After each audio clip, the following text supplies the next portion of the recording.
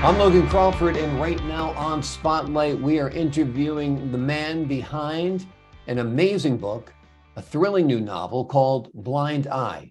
He is author Kris Leith. In this gripping tale, we dive into the world of Emery Blackstone, a loner, defiant vigilante who takes matters into his own hands to rid the streets of criminals beyond the reach of conventional law enforcement. We're delighted to have Kris join us here today on Spotlight. Thank the folks at Prime 7 Media for helping us put Kris in the spotlight today, and ask viewers like you to support writers like him by subscribing to our channel. Kris, thanks so much for joining us here today on Spotlight. Thanks for having me. My pleasure, my pleasure. Blind Eye is quite a book. Why don't we start out by giving the folks at home a little bit about what it's all about? It's about a guy who, I guess, is relentless in his pursuit of justice, and he's not happy in the way that the current society does it for him, or for the society. So he goes after it and does it himself. It's in essence. Yeah. So Yep. he feels the justice system has turned a blind eye to some of the evil that has happened in the world. Yeah, if you can put it that way, yes, that's right. Is that why you named it Blind Eye? Yeah, it's pretty much. I looked at the way it's a lot of things happen in the world. If you, like I say, if you have enough power and stuff like that, enough money, you can do whatever you want. So yeah, that's why I came up with that name. Exactly. And part of the equation and part of the story is a forensic psychologist. Tell us the role of that person. Of Sanela. I guess she was in that position to be. She wanted to do the same thing as he's doing, but she didn't have. Well, she didn't have she had the moral code that she wasn't allowed to. So I wanted to put her in there to try and stop him from doing it, but they sort of clashed. Wanted them to clash during the book, so that's what they did. Absolutely, absolutely. And talk a little bit about who their target is. The target, the antagonist book. I wanted the reader to absolutely despise him. That was one of my goals when writing him. So he had a lot of bad stuff happen to him in his childhood, youth, growing up that way, and he wanted to be in control because he never had that type of control to start with. So I wanted the reader to not feel so much remorse for him, but it's absolutely dislike him by the end of the book, which I think I accomplished. I think you absolutely accomplished that. Yeah, he's a very unlikable character, somebody you want to see justice served upon. Is this your first book? Yes, it is. Yeah, it is. Yeah, it's my first book. I've got a sequel for it. The second book's written for it. I haven't published it yet, and I'm sort of halfway through working on the third book for it. So okay, so this will be a series. Tell me a little bit about your inspiration, how you came up with the idea. The idea to write a book, especially to write a book on this subject matter of being a vigilante. Did you feel like the justice system has turned a blind eye to what's going on in society? I mean, we see people here in the United States, for example, there's no longer bail. That people commit a crime, they're arrested and they're released. And crime's going crazy over here. So I don't know if the same thing's true in New Zealand, but I know that a lot of people are frustrated with the current state of criminality in the world. Yeah, that's correct. There's been a lot of, as you say, crime. There's a lot of crime happening here in New Zealand as well, and it's gone unaccounted for. A lot of people getting away with it, and I guess the justice system has gone soft soft on crime at the moment. So hopefully that'll change. But that was kind of the inspiration back then. You see stuff happening in the streets and you can't do anything about it, or you get told no, you can't do anything about it. So leave it to the law enforcement to look after it or to deal with it. So Have you visualized this as a TV series or a movie? That's kind of how I wrote the book, saw it as a movie in my head, and Hmm. then laid it out on paper. And I'd like to see it as a movie. Yeah. I'd like to see it as a movie. Yeah. Um, Hopefully, I've got a crowd in the UK are interested in adapting it to a movie. So maybe one day, fingers crossed, I'll get there. Yeah, you never know. Who would you cast Mm, as Emery Blackstone? I have no idea. I have no idea who it would be. Yeah. Mm, Yeah, maybe an unknown actor, so we don't have any preconceptions about him. He can take us completely by surprise.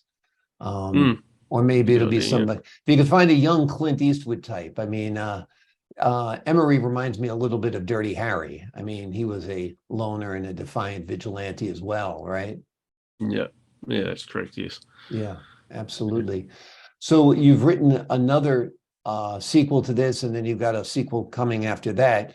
Where does the story go as you build it?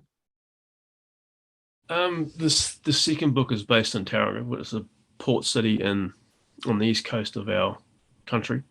Mhm, You've probably heard of it, mhm. Tauranga City. Yeah, anyway, it's based over there, and it follows what is probably a rampant drug scene around the country at the moment. So, and the third one I haven't really based it anywhere yet. I'm not very far into it, so I'm still trying to figure out where I'm going to go with it.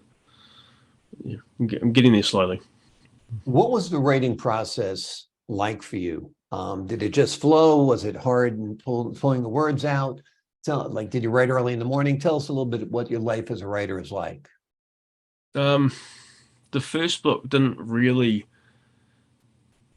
It came and stops and starts and bits and Mhm. pieces. Then there'd be a massive flow, and then it would stop for 6 months or a couple of months, and then carry on again. And it was when I had time to write it. That was the big thing.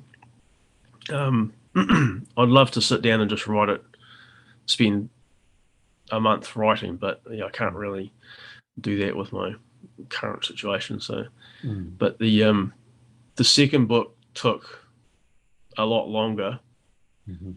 and but I had probably because I had written that first book, I had a lot more. Um, I guess knew what I was doing a lot more, a lot easier. Yeah, it came a lot easier, flowed a lot better. Yeah, Right. with that one. Absolutely. What's your life like when you're not a writer? What do you do for a living? Tell us a little bit about you. I'm actually a pilot, but Mm. that's what I do for a job. I'm a commercial pilot, so yeah, that's my day job, and also work on a farm. Yeah. Interesting. That's quite Mm. a disparate thing to be flying. Do you fly jumbo jets? What kind of planes do you fly? Helicopters. Helicopters. Okay. A fling Yeah. wing, as we call it here in the States. Maybe you call it that also. Oh, right. My favorite type of flying, as a news reporter, I was up in a helicopter a lot. There's no better Yeah. flying, I think, than being in a helicopter. Mm. I really enjoy it. It's been pretty much a passion of mine since I was 3 years old. So yeah. Did you learn in the military?